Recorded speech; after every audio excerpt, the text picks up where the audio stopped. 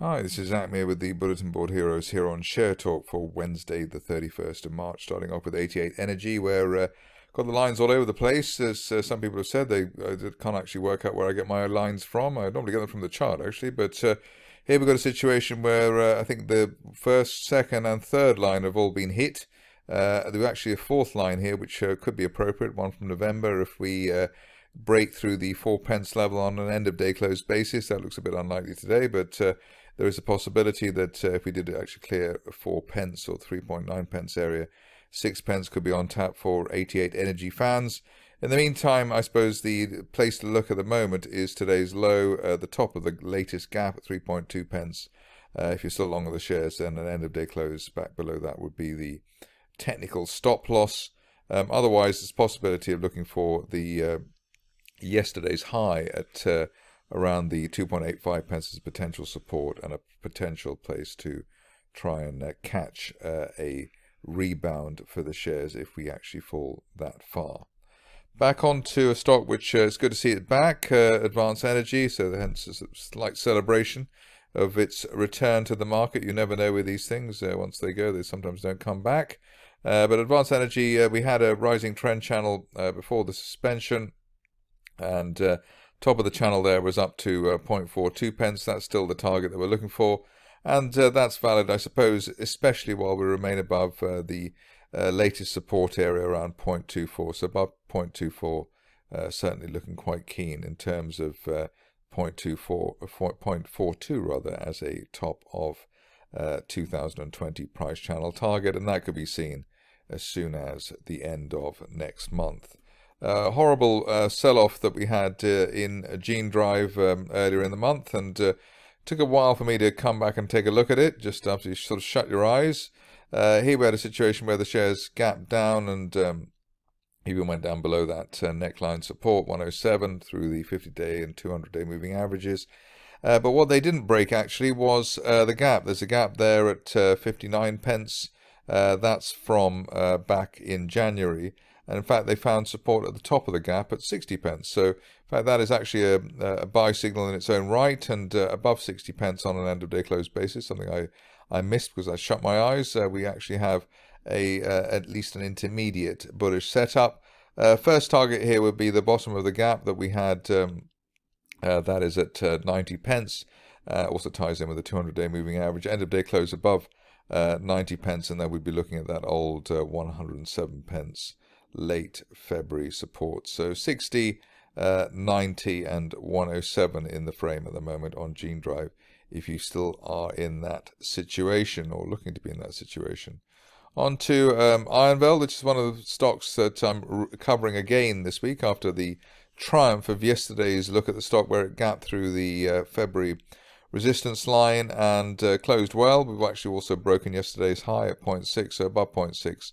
Looking for 0.9 at the top of the rising trend channel from back in November, something which was suggested yesterday. On to Mediazest, which has been a difficult customer over the months and even years.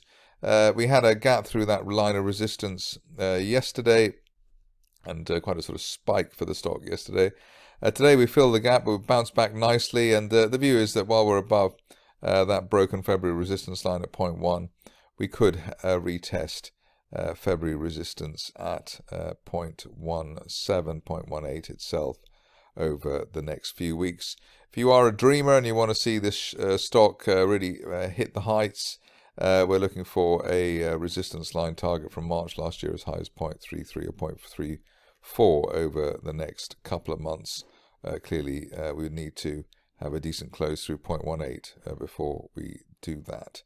Stock which has been requested, and it's a good idea. I did actually cover it before. I think before it had gone up too much, but here we've got Myhealthchecked, and it just looks as though the shares are starting to break the March resistance line there around 4.5p, so 4.5p plus on an end-of-day close basis. And we're looking to the top of that rising trend channel from back in December at 6p. That could be seen as soon as the end of next month. If you're looking at the bigger picture, you'll have to rely on one of my out of thin air as well, out of thin air resistance lines targets at 9p, and that would be seen, I suppose, over the month or two after any 6p target there. But at the moment, about 4.5, looking for 6p by the end of next month for Myhealthchecked. On to stock which has been bubbling around for quite a while now. Microsaic, you can see it's sort of 2-month consolidation around the 0.2p level. That may continue, but just looking at the RSI indicator here, we've got a break above the neutral 50 level. The MACD indicator also looks as though it's ready to give a little bit of a buy signal. We also had last week a bear trap down to 0.18, so that does suggest that 0.2 is the natural support for this market, and above 0.2 we could at least head up back to the low 0.3s for the shares sometime during March. But let's see how that goes. Early days yet really for that situation. Another requested stock, remote monitored systems. Here we are bouncing. Well, we've had quite a few disappointments through the 3p level. We had the last little spike earlier this month up to 2.9, but it's a test for support that we've got here now. Back at the 200-day moving average at 1.43p. The 200-day line looking to hopefully come into play like the 50-day line did in October. So while there's no end of day close back below the 200-day moving average at 1.43p, we're looking for at least a return back towards the 50-day line at 2.12p. But we just need to snap that general trend that we've had of lower highs, which have been in place since the end of January. So probably at this stage, either buying the 200-day line or waiting for a clearance of the 50-day moving average at 2.12 is the way to go. Alternatives would be to wait for the RSI to get back above neutral 50. It's only 39 at the moment, so there's a bit of waiting to do on that. But the reward, if we do get up above the 50-day line and hold there, is an eventual move up to retest the November resistance at 7p. So it may be worth giving away the initial price action in order to target that bigger level over the next month or two. Onto a stock which is a follow-up on the setup that we had earlier in the week. So we had a gap higher off a falling wedge for Symphony Environmental. Today the good news is that we've managed to recover the 50-day moving average at 16.4, and above that looking for the top of a broadening triangle from back in December at 23p over the course of April. SYME Capital, apparently the company tweeted out that there was going to be some news on its way, which is an interesting way of doing things if there is to be news on its way. We've got the stock in a holding pattern here between the 50-day moving average of 0.3 and a line of resistance from December at 0.6, so you can wait for an end of day close above 0.6 on SYME if we get that.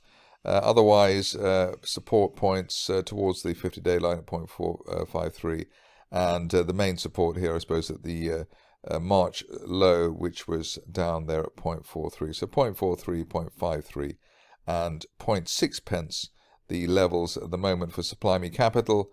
Through 0.6, obviously, we've got then 0.71, the late December peak. But the ideal scenario here is that we remain within this rising trend channel. That's been in place since April last year, and that's has its floor at 0.53. And above that, the notional target for fans of SYME, and I know there are one or two, would be up to the top of the channel at 1.2p over the next 2 to 3 months. Finishing off with another private investor favourite, maybe not quite such a favourite as it used to be. We've got UK Oil and Gas, where we actually had a decent move here. Sort of echoes a bit of what we saw at Microsaic with that mid-March little one-day little push down towards 0.1. But the natural support here looks to be around the 0.12 to 0.13 level, and while we're above 0.12 at least, looking towards the 200-day moving average at 0.16, which percentage-wise would be quite a result.